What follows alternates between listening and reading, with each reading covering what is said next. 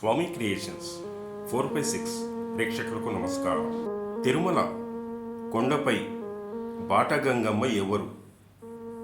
అసలు వెంకటేశ్వర స్వామివారికి ఆ తల్లి ఏమవుతుంది?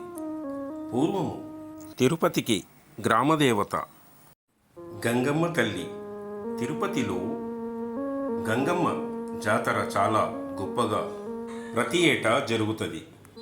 ఆమెని శ్రీ వెంకటేశ్వర స్వామివారి చెల్లెలుగా భావిస్తారు. 16వ శతాబ్ది నాటి క్రింది కథ.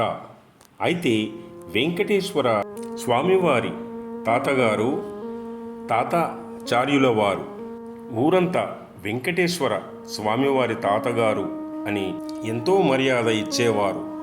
పార్ట్ 2 త్వరలో.